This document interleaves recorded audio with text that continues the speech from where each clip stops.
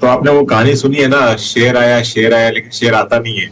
तो यही यही चक्कर होके रखा है वोडाफोन के साथ। और अगर शेयर आ भी जाए तो जहां पे आपका डेट, मतलब समझ लो कि अगर इतना बड़ा ही 35,000 कुछ भी नहीं है उस डेट के सामने, तो अगर इतना बड़ा डेट है और अगर थोड़ा बहुत फंडिंग आ जाता है तो क्या फंडामेंटली आपको चेंजेस देखने को मिलेंगे क्या? मुझे डाउट है। हाँ, ये ऐसे होके रखा है कि पेशेंट आईसीयू में है और जब जब लगता है कि पेशेंट मरने वाला हो, आप उसको ऑक्सीजन या जो भी बूस्टर डोज देके आप उसको जिंदा रख रहे हो। ये हालत होके रखी है। जब तक कोई भी बिजनेस में क्या चाहिए होता है अभिषेक, या तो आपके कस्टमर बेस में बढ़ोतरी होनी चाहिए, आ, आप ज्यादातर डेट फ्री होना चाहिए, प्रॉफिटेबल कंपनी होनी चाहिए। ये क्या हो रहा है इधर? यहाँ पे आपका कस्टमर बेस भी हर महीने उठ रहा है और डेट हाई लेवल्स पे आज भी प्रॉफिट आप कमा नहीं पा रहे हो। तो इसके कारण मुझे नहीं लगता है कि बहुत फंडामेंटली कुछ है कंपनी में। लेकिन हाँ, लॉन्गर टर्म में बस एक ही उम्मीद है, ये मैं बार बार बोल रहा हूँ कि आगे चल के हो सकता है कि सरकार डेट को इक्विटी में कन्वर्ट करके, क्योंकि सरकार भी नहीं चाहती है कि डुओपोली रहे, तो इसके लिए कंपनी को बचाने के लिए सरकार डेट को इक्विटी में कन्वर्ट करे और फिर एमटीएनएल, बीएसएनएल और वोडाफोन का विलय होके एक सिंगल कंपनी आपको बनती हुई दिखे।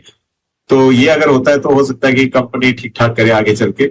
लेकिन जब 7,000 कंपनीज अवेलेबल है बाजार में, कोई जरूरी नहीं है आप वोडाफोन के पीछे ही लगे रहो। मतलब बहुत बहुत कंपनीज अवेलेबल है अगर आपको सही में निवेश करना हो तो। ऐसे डिस्क्लोजर, वोडाफोन का कनेक्शन है मेरे पास और कुछ नहीं है। कि चलें कि जो नेगेटिव्स हैं, जो नकारात्मक चीजें भाव में शामिल है, और यहां से जो होगा बेहतर ही होगा। देखिए, इनके पास जो टोटल सब्सक्राइबर है इनटू आप कर लो मल्टीप्लाइड बाई जो एआरपीयू है उनका, मतलब एवरेज रेवेन्यू पर यूजर।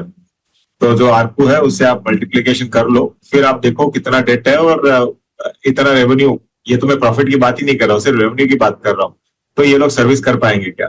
बहुत आपको खुद को दिखेगा कि बहुत दिक्कतें वाली बात है यहाँ पे।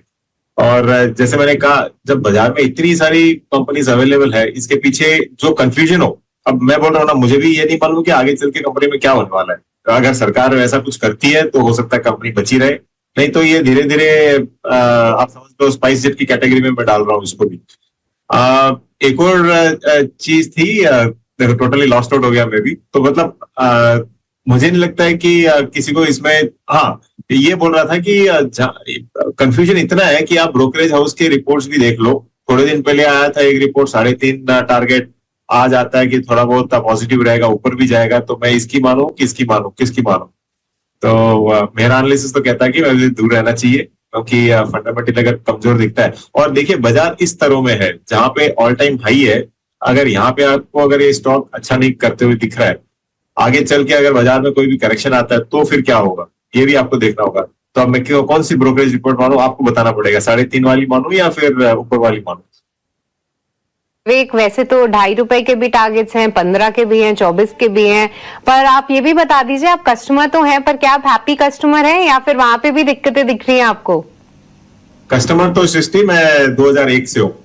2001 में आरपीजी हुआ करता था, उसके बाद में एयरसेल हुआ, उसके बाद में वोडाफोन हुआ। तो मैं 2001 से हूँ और जो मेरा नंबर है, मैं पब्लिक में नहीं बोल रहा हूँ, मैंने 500 रुपया घूस दे के लिया था उस समय। तो इतना लंबा कस्टमर हूँ और मैं हैप्पी कस्टमर हूँ, कोई इशू नहीं।